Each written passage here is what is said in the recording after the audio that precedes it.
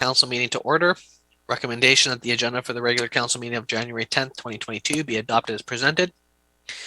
Moved by Councillor Scott Morvan, second by Councillor Adey. Anybody opposed? Motion's carried. Item 3A, recommendation of the minutes of the regular council meeting of December 6th, 2021 be adopted. Moved by Councillor Niche, second by Councillor Cunningham. Anyone opposed? Motion's carried. Okay, first we have a report from our, item 3B, recommendation of the minutes of the special council meeting of December 13th, 2021 be adopted.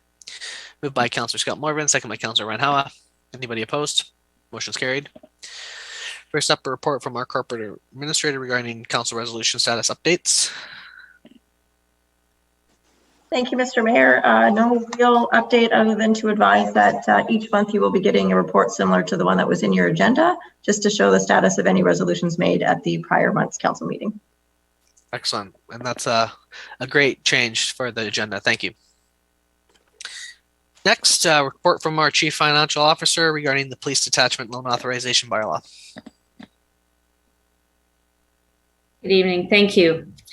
As mentioned in 2020, when we presented the loan bylaws for the dam and landfill cell replacements, we mentioned that there would be more loan bylaws brought forward in the near future to finance the infrastructure renewal the city needs to conduct. At that time, we identified the need to replace the RCMP detachment. The current detachment was commissioned in 1978, over 40 years ago, and no longer meets the needs of the RCMP. The city is obligated to provide adequate accommodation as specified in the Municipal Police Unit Agreement, and this particular bylaw before council seeks to obtain the financing necessary to replace the existing detachment. The new detachment is to be relocated on the land purchased in 2020, where the Kingdom Hall building stands beside the courthouse. Under the Community Charter, Council is authorized to incur a liability for a capital purpose. The legislation defines the maximum amount a municipality may borrow, the maximum length of the loan, and the process that must be followed to acquire the loan. In order to borrow funds for capital purposes, Council must pass a loan authorization bylaw which requires assent from eligible voting-aged residents. There are two options Council has to obtain assent from voters. The alternative approval process, which allows council to proceed with an action, in this case borrowing, unless at least 10% of the eligible electors indicate their opposition within a legislative period. Or council can choose to go directly to referendum, which is simple majority by ballot, with voting eligibility being the same as voting in a municipal election. The Police Detachment Loan Authorization Bylaw number 3484/2022 is requested to receive the first, second, and third readings today, which leaves one more final reading for adoption after assent of the electors is received. Should this bylaw pass later this year, the city will bring forth a temporary borrowing bylaw with which funds will be drawn down on as needed to finance the engineering, design, construction, and commissioning of the detachment. Payments during this time will consist of interest-only amounts. Once the replacement project is complete, the final borrowing amount will be known, and the city can trigger the long-term debt by converting the temporary borrowing into debenture financing with the Municipal Financing Authority. This loan bylaw before council is to authorize up to $25 million in borrowing for a period of 30 years. The estimated annual repayments are $1.2 million and may require a 1% tax increase should the full $25 million loan be required. The majority of the annual repayment has been covered through the allocation of new tax revenues the city received when two new industrial projects were built in 2019 and 2020. Thankfully, these taxes were set aside, otherwise the tax increase for this loan would have been nearly 7%. We'd like to mention that we are intending this municipal building to be one of the first constructed with emphasis on the reduction of GHG emissions achievable within budget. We are exploring any grants that may be available within the construction window of this project. We'd now like to show you a short video we have prepared with respect to this loan, which will be available on our website. Thank you. Rosa, if you could go ahead and press play on that.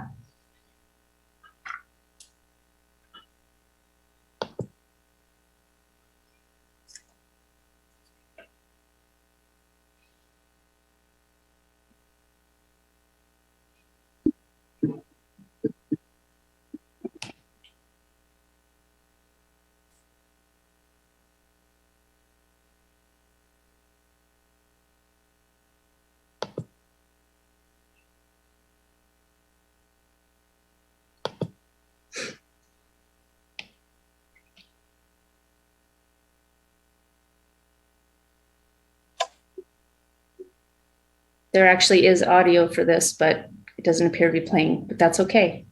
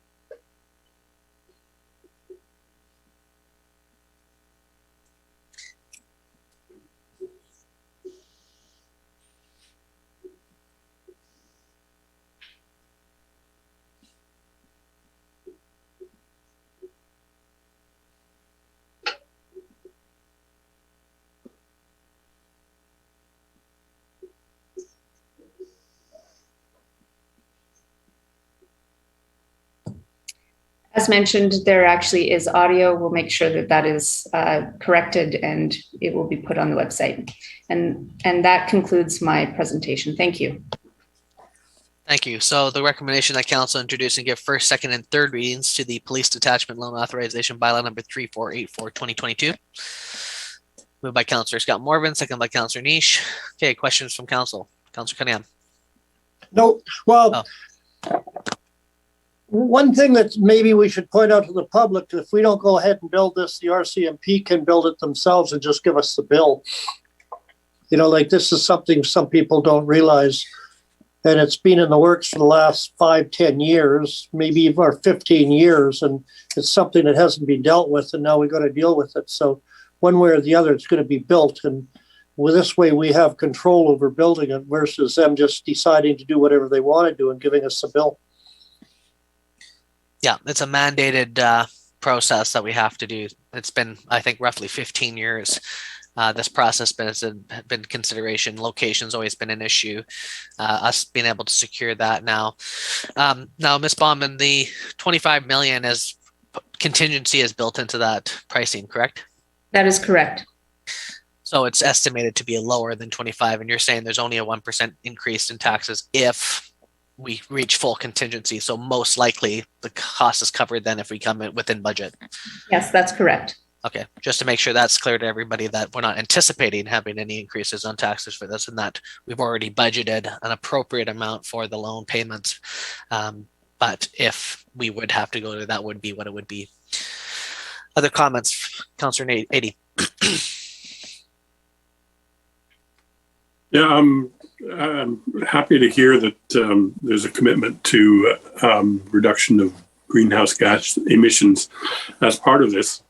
I guess nothing comes for free though. So my question would be around what we would find to be the difference a budget and a building that costs that has all of the possible features within it. So as close to the 25 million as we can get, I assume, because you're saying it's within budget.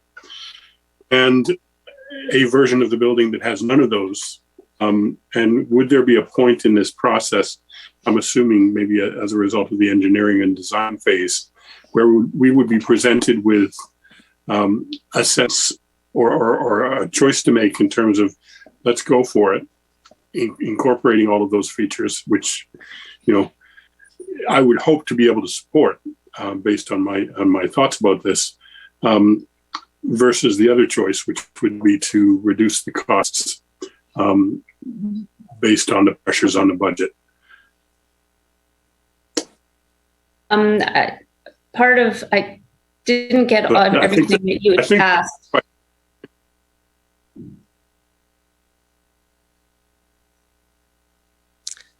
I think we're losing. Can you guys hear me? I can hear you. I think we're losing Yep. Counselor 80. No, I'm still here. I lost Ms. Bauman's response. I didn't hear that. Yeah, I didn't actually hear a big chunk of your question, but I think I'm going to just try and take a stab at it, that you wanted to have the option to be able to look at how much it was going to cost for a net zero building and versus what one would be within budget, and whether you'd be able to have the option to make those choices, or something to that effect, I believe. Yeah, perhaps I didn't word it very, very clearly. I just think that, the reality of the world we're in is that in order to make the changes we need to make in terms of how we do these things, there are costs associated with those initiatives. My assumption is that in the engineering and design phase, those things will be considered.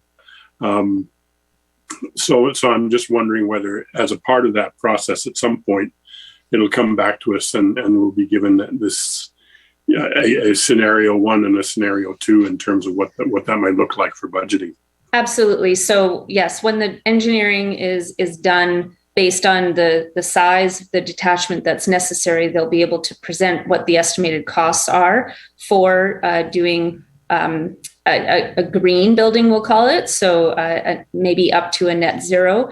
And then they'll be able to show you what you can do within the scope that we have and the budget, and then what it would cost extra if it was necessary. If it's within the 25 million, for instance, then you can make the decision at that point. We'll also be able to do an analysis on what the payback for those upfront costs were over the life of the loan, and maybe the cost savings that would be generated by going ahead and spending that money upfront. You will be given that option. Yes. Okay, thank you. Counselor Nish. Well, it's been a long time coming since we got on council 7 years ago. It's, it first became, I guess you could say, my issue or an issue that I had to deal with. At first, 7 years ago, I was like, what do we need a new police station for? And then when we were actually given a tour and shown the problems, and it was very glaringly obvious that there was definitely a need for a new police station. So here we are 7 years later, finally moving forward. It's good to see. And one thing that I would like to point out again, I've mentioned it in the past in these conversations, is I just really hope that I find that a lot of times with these public buildings that architects tend to take over and try and make showpieces. And I really need to stress that, in a town of 10 feet of rain, that we need to keep it simple. We need to keep basic roof lines, that things that don't leak, things that aren't going to cause us issues in the future and cost us money to repair, just with simplicity. I'm not saying build a square box that has no character, but I am saying let's try and make this a simple build that looks good and requires very little maintenance for a town of 10 feet of rain. Other comments? Okay, so this is just the beginning of the process. We'll be hearing more from this process throughout the year. We'll do a whole variety of public engagement as well. So stay tuned for all that. If there's no other discussion, then I'll call question. Anybody opposed? Okay, that motion's carried. Thank you, Ms. Bauman and the team. Okay, moving on. Pardon? I need to excuse myself. Oh, yeah, absolutely. Okay. We'll get corporate administrator to. Oh, he's already gone. Okay, next is zoning amendment bylaw number 3479/2021. So the recommendation that council give third reading to the City of Prince Rupert zoning bylaw number 3479/2021. Moved by Councillor Scott Morvan, second by Councillor Randhawa. Any discussion? Okay, hearing none. Anybody opposed? Motion's carried. Let's bring Councillor Niche back in for the report section as well.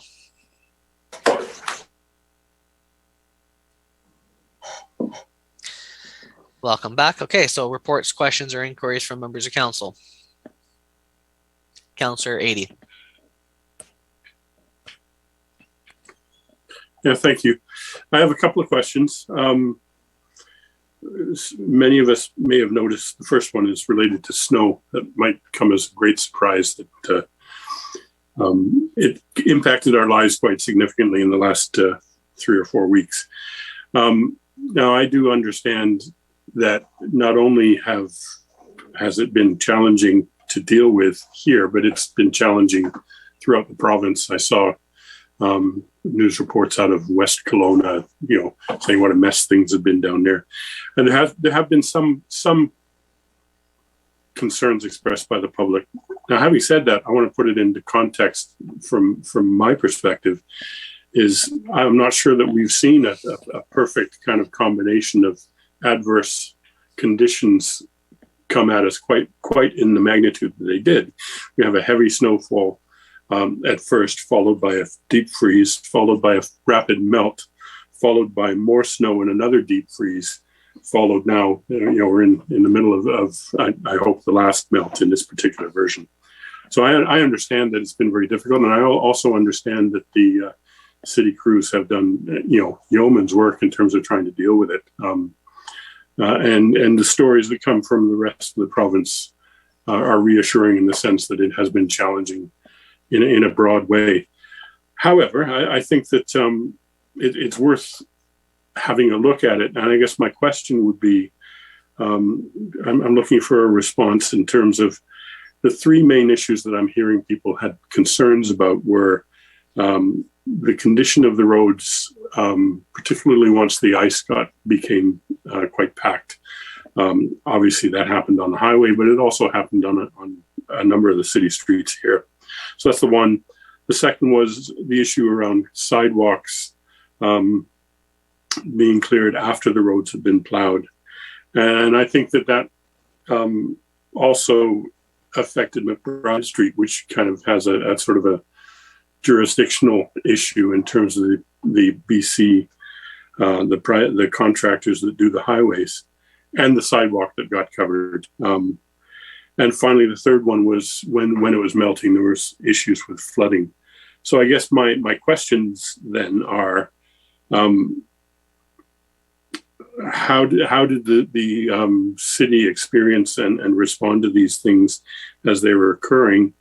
And if we had a do-over, which might happen if climate change goes the way we're told it will, what might we do, or what might we learn from this in order to do it differently, both in the short term, but also in terms of long-term planning for personnel and equipment or whatever else we need to consider in the long term. So what did we do? What might we do differently, I guess, is the short version of that. Mr. Mayor, those are excellent questions. And it could take a very long report to address fully. I don't know if Richard has anything that he would like to say in response right now. Yeah, I can begin to address them, and I think that it does warrant possibly a report to council or a memo to council that can be shown publicly.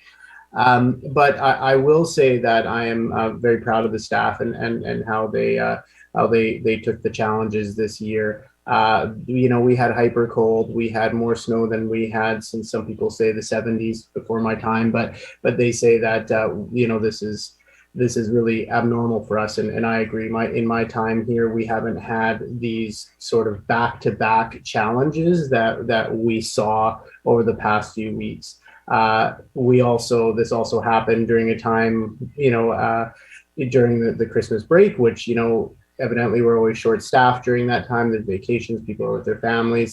There's also some illness going around. But what we did was we brought on extra crew, and we did a lot of overtime, and we also had help from contractors to keep the the city as safe as we possibly could. We are going to do what we're calling a look back. We've already started that process to figure out whether, is there certain equipment that works better? Is there certain equipment that other people have that maybe we should purchase? Should we be more proactive on clearing catch basins, so on and so forth. The ice this year was a particularly tough subject around, just because the hyper cold, as soon as it got compacted, it turned to sheer ice, and the only way to get at it was chipping it away, which in some areas to have the residents and everybody deal with was particularly challenging. So, I think what we'll end up doing is do a full look back, which we've started, to see where we can get better. We can look at areas that we can clear the snow and bring it to, instead of doing that sort of ad hoc. So this year we use the Civic Center parking lot. We use some of our vacant lots, but we can look at going around and seeing where in every area where we can sort of have some of these little pockets that we can put snow. But I will prepare over the next few weeks after a look back on how we attacked it. I can provide a memo to council of some of the good, some of the bad, and some of the ideas for the future. Mr. Mayor, if I can just add briefly to that, Councillor Adey called this a back-to-back issue, and the freeze thaw. I think that is actually back to back because it followed on the heels of very significant windstorms. Our crews have been dealing with an awful lot in terms of weather this year. So the latest snow and ice is just on top of what they've been doing. So they've been rising to the challenge from everything that I've heard very, very admirably. So my thanks to them. If I could just follow up, I agree. I mean, that is my perspective, that it's just been very challenging, and I think the work that's been done represents a real first-class effort. I do have a second question, but I'm not sure if anybody else wants to chime in on this particular subject. Go ahead, Nick. All right, second question is about the recycling program. We had the first week. And you could have picked a better week to get started, I suppose, because of what we've just been talking about. But I'm just curious, in a general sense, how did that first week go? Is there some thoughts being put into any adjustments that might need to be made? Did it go fine? Just an initial response. Sure. It's the same as the snow and ice. We will be doing a look back after we run it for a few weeks. We've already made headway on getting a little bit better. The first couple days were a bit of a challenge, and we ran a bit long, but we knew we were going to do that. And I think the crews are just getting better and better as they get more familiar with the routes. You're right. It was probably one of the worst days to start this program, but I know that the community was excited for the program, as was I, and I think all of us were. And we just said, you know what, we just have to do it and get out there and not postpone anymore. And we were able to complete the routes. It was a little long, but yeah, we did it. And I think as this program moves forward over the next weeks and months, we will get better and better and get into a rhythm. So I'm really proud of the guys and proud of the crews and our staff down at Public Works for understanding that this is a new service and all getting behind it. Yeah, and I'm very supportive of it as well, and a great job, guys. Councillor Cunningham. Okay, on the snow removal, where are we with jurisdiction on, say, McBride and 2nd Avenue, where it's a provincial highway? The contractor put all the snow on the sidewalks, made them impassable. And, the people were walking on the actual road because there was 2 to 3 to 4 feet of snow on the sidewalk. Are we responsible for the sidewalk, but they're responsible for the highway? or are they responsible for both? Because they took a situation that was bad and made it worse. You know, people were trying to struggle walking on the sidewalk and slipping onto the road and things like that. And I think it's something that we should actually point out to the Department of Highways, that the contractor created a very unsafe situation on a main thoroughfare for pedestrians. And secondly, when you were walking around town during all this, the bylaw for people to clean in front of their various businesses, most people were very thorough and did a good job. Some people just didn't even bother at all. And again, I'd like to see that followed up. I brought it up before Christmas about some of the large landowners that are absentee landowners not clearing it, and it just continued right through the holidays. So it's two aspects of that I think we should look into. And the other thing is that with the sort of emphasis on that Angus apartment fire, and then came to light what a poor landlord the owner was, not reacting to concerns in that, and the fact that he does own other property around town. Where are we with our rent eviction bylaw and the other parts of that? Mr. Mayor, if I can start on this, the rent eviction bylaw will be back at council at the next meeting. Received the report back from our lawyers on the questions today, so it'll be there for the next time. Richard, can you speak to the question of the jurisdiction? Absolutely. Thank you, Rob. So on Second Avenue, it is the city's responsibility for maintenance on the sidewalk. So when we discovered, as you were saying, Councillor Cunningham, that people were walking on the road and that it was all heaved up onto the sidewalk, we actually dispatched a crew to go down there with a loader, and we cleared from the library all the way down to the Civic Center on that side, and brought all the snow to the Civic Center parking lot to ensure that at least that one side, we tried to marshal people to the one side so that they had safe passage all the way down. So the sidewalks are on McBride under our current agreement, and I would say our current agreement, because we are looking to start a new agreement with the ministry, is that we have maintained care and control and maintenance on the sidewalks. And so that's that one. On the bylaw portion, I will pass that on to our corporate administrator. Thank you for that.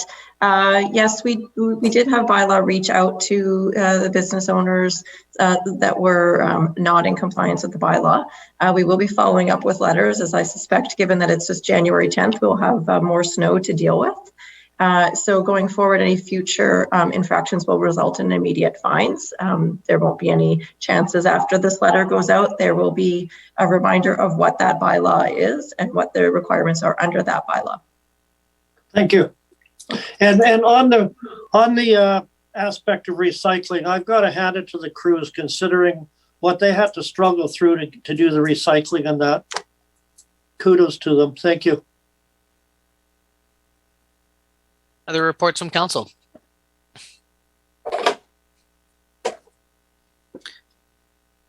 Councillor Moreau. If no one else is going to make comment on the mayor's announcement, then I may as well start, and you guys can feel free to jump in. I'm assuming you all saw that he announced he's not going to be running in the next election in October. So I just wanted to take this opportunity, being that the day that he's announced, to wish him well. I think obviously it's a tough decision to walk away, particularly with all the really exciting stuff we've got on track, not just from this past year, but also coming up over the next few months. So the hard work's not over between now and October. We know there's a lot to do, but I want to wish you well, Lee. And it's been a fantastic experience working with you for the last 7 years. I know it's going to be a very productive last 10 months, as you're going to change all of your energy and focus into seeing as much through as you can before your time is up. So I know it was a tough decision, and I wish you well. And I know, based on the kind of overwhelmingly positive feedback that you've received so far, you'll be missed at the City of Prince Rupert. Thanks, Blair. I really appreciate that. We don't have to do a whole gravy train here tonight, guys. I'm still here for another 10 months, so Another gravy train. let's not. We don't have to do a whole thing on this tonight. Yeah, it is a bit emotional for sure. You know, I did announce that today, and for those that don't have social media, that I have announced today that I won't be running for re-election in October. I have a 10-month-old daughter now, and you know, I'm not 28 years old anymore when I first ran for mayor. And ultimately, I ran younger in my life so that we could have the energy we needed to get this town moving forward. I mean, this council knows where we were when we started back in 2014 with Watson Island, and really no plan for the community and a bunch of infrastructure issues. And you know, we've been able to tear down Watson Island and get all the chemicals off the site and get it recommissioned with Pembina as our partners, and managed to get Redesign Rupert launched, and you know, worked with 80 organizations and about 4,000 residents in the community to co-create this plan all together. And all of us have been working collaboratively together. You know, we got the RCMP station moving forward. The water project is fully funded moving forward. You know, our landfills, you know, moving forward, or we're getting waste treatment kind of taken care of and starting that process. We got 30 plus revitalization community projects now happening in the community with the waterfronts and downtown projects and Eat Street, and you know, organizations taking on things like the pump track and the gymnastics, building world-class facilities, and you know, things are happening here. And ultimately, I think for many of you here too, like, we all ran because we wanted to make the community a better place, and that's ultimately why I ran for mayor, as I wanted to live in a town personally that I was proud of. And you know, one thing that's not necessarily, I would say, known, well, it's known, but you know, people that are in my generation or younger have never really known Rupert as a successful community. You know, our generation was born into the decline of Rupert. By the time I graduated high school, this community had basically already collapsed. Half my friends had left town because their parents lost their jobs, and our generation just never knew this heyday of Rupert, that the stories that I've heard in my life, which are basically just stories about Rupert's past. So, you know, coming in here, you know, I felt that it was our job to really just start a new conversation and a new direction. And I feel the community is on track now. I think, you know, we raised over $200 million now of direct community investments as a team, all of us here on council. You know, this isn't about me or anything like that. It's about what we did to just get this community moving forward. And, you know, but when I look at my life at a 36-year-old now and a 10-month-old daughter and potentially more children coming on the way, you know, I have to think about my future too. So I think now is a good time for me to focus on my family and focus on my life. And, you know, I feel proud about everything we've done. It certainly is a bit emotional for sure. You know, I can definitely see running another 2 terms to finish this all up, but I'm not sure my family and myself have that kind of time at this point. So it's been an honor working with you guys. And look, we got another 10 months here to go. We got lots to do this year. Definitely going to try to slingshot this community forward, as I wrote in my Facebook post, but it is definitely a little bit bittersweet for me for sure. You know, it's been a lot of fun and an honor in my life to serve this community, and you know, I want to finish off strong and make sure the next future councils have fun putting their stamp on the process. Ultimately, running a community and city building is a long-term marathon, and you're always handing off the baton, and no one person holds the key to anyone's future. It really is about teamwork, collaboration, and multi-stakeholders working together collaboratively. And I think the community is in a really good spot of working together, which is great to see. And you know, you guys have all supported me, and I've been very grateful for all you guys here. And you know, could never say anything bad about anything that we've done. Never had any regrets on any decisions that we've made. I think we've all carried ourselves with integrity, and it's been an honor working with you guys. So looking forward to finishing off this year strong and getting a whole bunch of things done, like our housing and other waterfront projects and some other great surprises around the corner for the community, which I can't wait to announce. But yeah, thank you, Blair. I appreciate that. Councilor Eadie. I'll respect the